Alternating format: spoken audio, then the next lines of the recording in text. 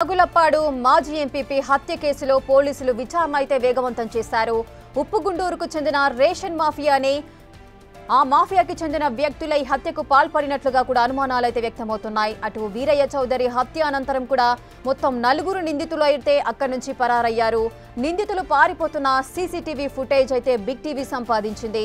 ఒంగోలులోని మంగమూరు రోడ్డులో ఈ ఫుటేజ్ అయితే రికార్డ్ అయింది. ఈ నెల 22న రాత్రి 7:30 గంటల సమయంలోనే వీరయ్య చౌదరి హత్య జరిగింది.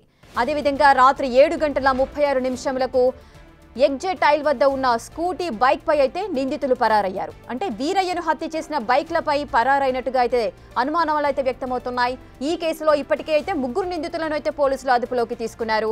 పొన్నూరు మండలం నిడుబ్రోలికి చెందిన షేక్ అమీర్ని, అదేవిధంగా పరిటాల గోపి, అశోక్ కుమార్ ప్రస్తుతం అయితే పోలీసుల అదుపులో ఉన్నారు. అటు హత్య కేసులో స్థానిక వైసీపీ నేత నల్లూరి రాజాపై కూడా అనుమానాలు అయితే వ్యక్తమవుతున్నాయి. మొత్తంగా కేసునైతే పోలీసులు లోతుగా దర్యాప్తు చేస్తున్నారు. ఒంగోలు ఇన్ని రోజులు కూడా ప్రశాంతంగా ఉంది. ఒక్కసారిగా వీరయ్య చౌదరి హత్యతో అందరూ కూడా అలర్ట్ అయ్యారు.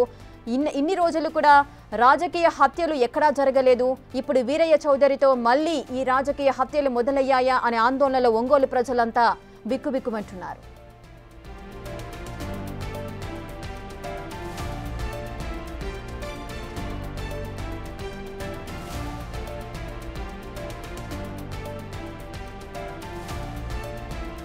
ఇక బ్రేకింగ్ న్యూస్ చూస్తున్నాం. టీడీపీ నేత మాజీ ఎంపీపీ వీరయ్య చౌదరి కేసులో అయితే ఒక కీలక పరిణామం వచ్చింది. నాగులపాడు మాజీ ఎంపీపీ హత్య కేసులో పోలీసులు అయితే విచారణ వేగవంతం చేశారు. దీనికి సంబంధించిన పూర్తి డీటెయిల్స్ మా ప్రతినిధి సాయి లైవ్ లో అందిస్తారు. సాయి, బిగ్ టీవీలో ఎక్స్క్లూజివ్ గా సీసీటీవీ ఫుటేజ్ అయితే మనం చూస్తున్నాము. ఎవరైతే నిందితులు ఉన్నారో వారు బైక్లపై పారిపోతున్న దృశ్యాలు కనిపిస్తున్నాయి. ఈ సీసీ ఫుటేజ్ కి సంబంధించిన ఎక్స్ప్లెనేషన్ ఏంటి?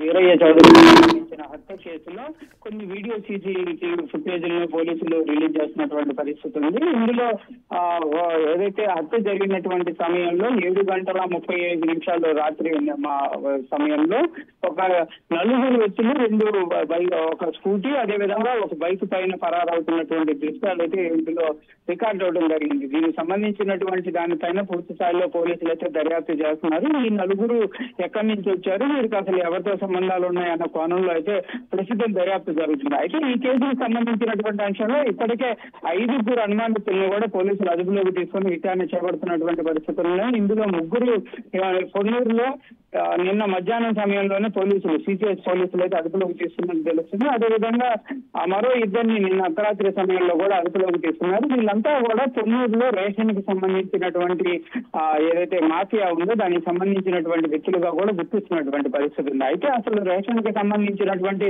ఆధిపత్యంలోనే ఈ హత్య జరిగిందా అనే కోణంలో అయితే ప్రస్తుతం దర్యాప్తు అయితే జరుగుతున్నటువంటి పరిస్థితులు ఉన్నాయి. దాంతో పాటు రాజకీయ పరమైనటువంటి అంశాలు కూడా ఇందులో ఉన్నట్టు కూడా తెలుస్తుంది. ఎందుకంటే ఈ కేసుకు సంబంధించినటువంటి అంశంలో హత్య జరిగినటువంటి రోజు నుంచి కూడా వైఎస్ఆర్సీపీ నాగులపాడుకు సంబంధించినటువంటి వైఎస్ఆర్సీపీ పార్టీకి సంబంధించినటువంటి ఒక నాయకుడు వెలుగులో ఆయన అక్కడి నుంచి పరారవడం జరిగింది. తర్వాత పోలీస్ స్టేషన్ కి వెళ్లి లొంగిపోయినటువంటి పరిస్థితులు ఉన్నాయి. అయితే నిన్నటి వరకు ఆయనకి ఈ కేసుకి ఎలాంటి సంబంధం లేదు అనే విధంగా చెప్తున్నప్పటికీ కూడా ప్రస్తుతం జరుగుతున్నటువంటి దర్యాప్తులో భాగంగా రేషన్ కి సంబంధించినటువంటి అంశాలే ఈ హత్యకు కారణంగా క్లియర్ గా గుర్తిస్తున్నటువంటి పరిస్థితి ఉంది. అయితే ఆధిపత్య పోర లేకపోతే పార్టీలకు సంబంధించినటువంటి అంశాలు కూడా క్లియర్ గా ఇందులో ఇన్వాల్వ్ అయినట్టు తెలుస్తుంది. వైఎస్ఆర్సీపీ పార్టీకి సంబంధించినటువంటి నాగులు ఎవరైతే ఉన్నారో రాజా అనేటటువంటి వ్యక్తి ఇందులో కీలకంగా ఉన్నటువంటి పరిస్థితి ఉంది. దాంతో పాటు మరికొంతమంది వ్యక్తులను కూడా గుర్తించారు. మొత్తం 3 అయితే క్లియర్ గా గుర్తించినటువంటి పరిస్థితులు. వారికి సంబంధించి ప్రస్తుతం ఈ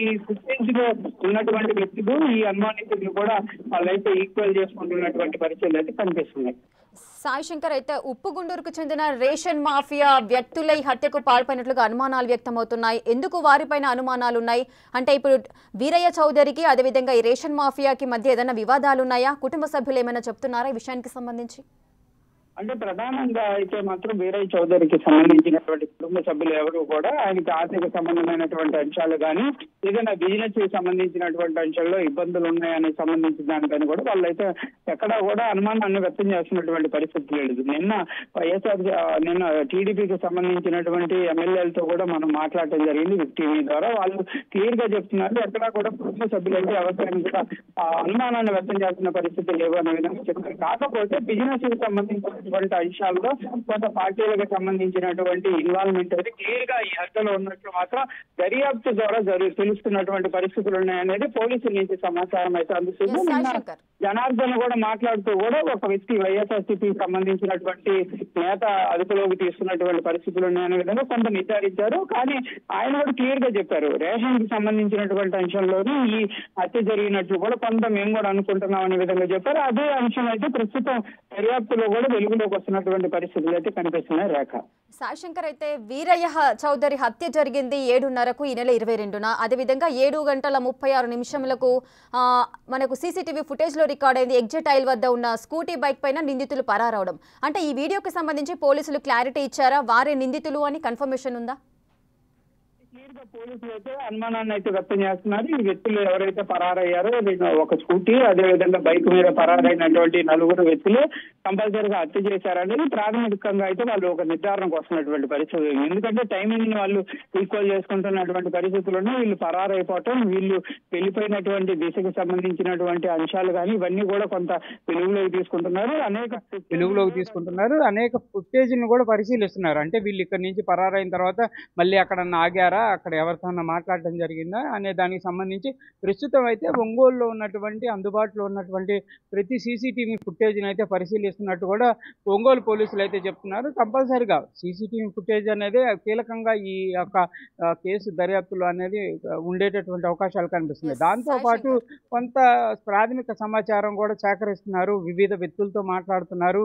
ప్రజల నుంచి కూడా కొంత ఒక టోల్ ఫ్రీ నెంబర్ని విడుదల చేసి మీ దగ్గర ఏదైనా అనుమానాలు ఉంటే వ్యక్తం చేయొచ్చు అనే విధంగా కూడా చెప్తున్నటువంటి పరిస్థితి ఉంది. అనేక కోణాల్లో అయితే ప్రస్తుతం ఈ కేసుకు సంబంధించినటువంటి దర్యాప్తు అయితే కొనసాగుతున్న పరిస్థితులు ఉన్నాయి. రైట్. సో సాయిశంకర్, నిందితులు పారిపోతున్న విజువల్స్ లో మనం చూస్తున్నాము, ఒక వ్యక్తి అక్కడ కూర్చొని ఉండడం కూడా మనం గమనించవచ్చు. అంటే సుమారుగా 7:36 ఈ సీసీటీవీ ఫుటేజ్ అయితే రికార్డ్ అయింది. అక్కడ ఒక వ్యక్తి ఉన్నారు. అంటే 7:30 ప్రాంతంలో అందరూ కూడా అక్కడ మెలకుగానే ఉంటారు. అక్కడ ఒక వ్యక్తి కూడా ఉన్నారు. అతన్ని ఏమైనా ప్రశ్నించే అవకాశాలు ఉన్నాయా, ప్రశ్నిస్తున్నారా? ఎందుకంటే షాప్స్ కూడా అక్కడ ఓపెన్ చేసిన పరిస్థితి ఉంది. అంటే ప్రధానంగా కూడా పోలీసులు హత్య జరిగిన తర్వాత ఎవరైతే చేసినటువంటి వ్యక్తులు ఉన్నారో వారిని చూసినటువంటి పరిస్థితి కానీ వాళ్ళకి సంబంధించినటువంటి ఎవరైతే అక్కడ ఉన్నటువంటి కొంతమంది అనుమానంగా ఎవరినైతే గుర్తించారనే విధంగా చెప్పారో వారికి సంబంధించినటువంటి క్లూస్ను కూడా సేకరిస్తున్నారు. అంటే కొంతమంది వ్యక్తులు పరారవటం చూసామనే విధంగా కూడా పోలీసులకి చెప్పినట్టు ఉంది. కాకపోతే వచ్చేటప్పుడు మాత్రం మొత్తంగా వాళ్ళు మాస్క్ వేసుకొని పైకి వెళ్ళినటువంటి పరిస్థితి ఉందనే విధంగా అక్కడ 2 ఫ్లోర్ల బిల్డింగ్ ఉంది. ఈ వీరయ్య చౌదరికి సంబంధించి మనం విక్టిమ్ కూడా అక్కడికి వెళ్ళి అక్కడ ఎలాంటి పరిస్థితి ఉందనేది కూడా మనం అయితే చెప్పడం జరిగింది. క్లియర్గా 2 ఫ్లోర్ల బిల్డింగు, ఆ బిల్డింగ్కి మాత్రం ఎలాంటి సీసీటీవీ ఫుటేజ్ ఉన్నటువంటి పరిస్థితి లేదు. కానీ ఆ షాప్ ఏదైతే వీరయ్య చౌదరికి సంబంధించినటువంటి బిల్డింగ్ ఉందో దాని ముందు ఉన్నటువంటి బిల్డింగ్లో మాత్రం సీసీటీవీ ఉంది.